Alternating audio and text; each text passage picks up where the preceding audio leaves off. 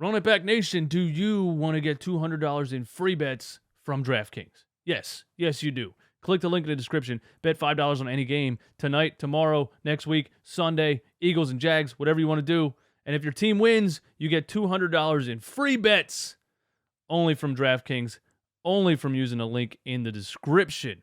Thank you, DraftKings, for sponsoring the video. Algo Gang, hit the like button on this video. The like button shoots me to the moon. And flood the comments. If you don't have anything to say, just put your favorite emoji. It doesn't matter. It's all for the Algo.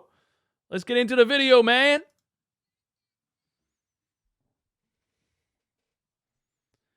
All right, guys, check it out. So the Sixers had a live practice today on NBA TV. I posted some of the clips on the channel, and I just want to jump right into what the point of this video is, okay? There was a conversation that was had between James Harden and Doc Rivers, and it's now become a conversational piece on the internet. There was the part that I posted on the YouTube channel is just the first part. There was two other parts. Now, I was at work when I posted it, so I didn't get a good chance to really listen to what they were saying, so I figured I would just come up here, listen to this little Doc Rivers James Harden conversation thing, and give my opinion on it. And you guys can give your opinion on it in the comments. So let's just bring it on up on the screen here. And here you go, man. Here's Doc Rivers and James Harden at practice today. After a drill, they had a conversation. Some people are calling it a disagreement. Some people are calling it an argument. I'm just going to listen to it and tell you what I think, okay? Here we go.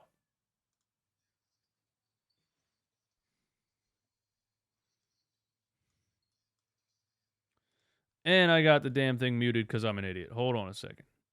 Here we go. Let's start it over. No edits, no cuts. You know how we do it at Run It Back Philly, man. It's all. I keep it a buck like a dollar store. All right, here we go. Yeah, that's it. We're going to have court tomorrow. No pool. I'm just going to stay on you because I get what you're saying, all right? I want you to hear me first. I get it 100%. But what I'm trying to get you... I'm just going to stay on you because I get what you're saying. So James said something to him. Somebody told me in a DM that James said to Doc, how am I supposed to be the scorer that I am if you want me to be a facilitator? So here, let's just, I don't want to keep interrupting it. Let's just listen. Yeah, that's it. We're going to have court tomorrow. No pool. I'm just going to stay on you because I get what you're saying, all right? I want you to hear me first. I get it 100%. But what I'm trying to get Joel first is to establish himself, to be a better post player. We were a horrible, would you agree, a horrible post-passing team last year? Horrible. All right, so... Did he say a horrible passing team last year? Would you agree a horrible post-passing team last year? Post-passing? Yeah, but James is really the only player on the team that can get Joel Embiid the ball in the post. If that's what he meant, if that's not what he said, and you guys know what he said, let me know. Horrible. All right, so our objective is getting that first, and that's why you got to have the right spirit about it, and you got to be a leader. Like, get them to do it right. And then what we got to get great at, just because we're looking for him, if there are two guys in the paint, we swing it, don't throw it. All right? And then what I got to get y'all right on is when to roll, when to pop, when you got the ice. And that's what I was saying. You and him, y'all got to get a communication where y'all listen to each other, right? I do want to say, I know this is the start of training camp, but, James was traded here last season and, they had to throw it together real quick and the playoffs started and everything, so they didn't get a whole lot of time to really get this, what Doc Rivers is saying right here, together. But a year later, we got to figure out how to run the game through Joel Embiid, and James has to learn when to pop and when to roll. I don't want to be negative here. It just seems like this is kind of I'm not saying it's easy. I'm just saying it's kind of a simple basketball concept that, I don't want to say it shouldn't be too difficult to understand, but it's interesting to me that this is so much of a process, learning how to play around Joel Embiid. I'm just going to say that. It's interesting. Okay, let's continue. Saying you and him, y'all got to get a communication where y'all listen to each other, right? If you want it, like I thought that last 3 or 4 times you wanted it. We got to get you in what you want.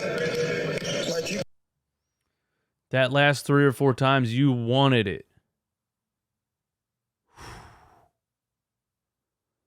can't just say you're a facilitator. I need you to be a scorer and a facilitator. And it's going to take time figuring it out. But we need you to be the aggressive James that you were those last 5 minutes. And it's going to come. It's going to take a while. But when it clicks, James, we're going to be unbeatable. Unbeatable. All right? But you got to keep your spirit up. And then when you see someone else's spirit, right now, who else is struggling mentally a little bit? To me, is Tyrese and Tyrese. Right. What did he say? Tobias and Tyrese. To me, it's Tobias and Tyrese. Right. Tobias and Tyrese? So nobody on the damn team can play through Joel Embiid? It's day 2 of training camp, Eastwood. Calm the fuck down. Right, and so we got to get them going, but we got to establish Joe and you. It's a pecking order. This ain't a democracy. It's a pecking order. This ain't a democracy. So what I'm gathering is, James is having trouble so far knowing, and we saw this in the playoffs last year. James is having trouble so far knowing when to be the facilitator to get Joel Embiid the ball and when to attack and be aggressive. Keep in mind, James Harden has not had to do this his entire career. James Harden was the number 1 option on the Houston Rockets for 9 straight seasons, 9 straight All-Star seasons, a couple of unbelievable historic scoring seasons. He's always been the number 1 option, and it's always been just give the ball to James and James go get a bucket. So this is the first time James Harden has to learn, I'm actually not the number 1 option, but I still need to be a scorer. I still need to be the number 2. So all of this is what I'm gathering, is that this is James Harden trying to learn how to be a number 2. I think that's what I'm taking from it, man. Let's continue. It's a pecking order. This ain't a democracy. It ain't a democracy. I'm about to start saying that to my kid, by the way, man. Why, Dad? Can't I have 30 more minutes? It's not a democracy! It's a pecking order! Didn't you hear Doc Rivers? Well, you've been the president. I know what's going on. I swear, but I ain't the president no more. Yeah. See, he said, you've been the president. He was alluding to him in Houston, so. I just know, I know, like, when I start, like, if I'm not, like, if I don't have the ball in my hands, not even, like, saying like that, though, I just know how, like, valuable I am. It's not even about scoring, but just the pressure that I put on defense to where I can draw 2 to 3 people and get Tyrese these shots. Even get Joel 8 points a game when I have to do all that. To fight. James, he's a genius, bro. He's a smart basketball dude. You know what I'm saying? And that's when y'all going to get to the point where that's natural. Yeah. Right now, everything is forced and unnatural. And everybody feel like they're trying to go get it. Yeah. And the only 2 I want to try to go get it are you and Joel. Yeah. All right, well, I just put a video clip out a couple hours ago saying, is Tyrese Maxey a go-to option? But Doc Rivers just said flat out, the only 2 players I want to go get it are you and Joel. I don't know if I like that too much. I think Tyrese Maxey should be a go-get-it kind of guy. I don't think Tyrese Maxey, but he's young. It's a lot of moving parts here. Let's just continue. The other ones we will figure out. All right, get it off us. The only thing I will say with Tyrese, we got to get him the ball in the open. That's true, too. We got to get him the ball in the open floor. Okay, let's move on here. Here's part 2. I want to blast my eardrums off, or yours. Here's part 2. Figure out. All right, get it off us. The only thing I will say with Tyrese, we got to get him the ball in the open court more. All right, we got to get Tyrese the ball in the open court more.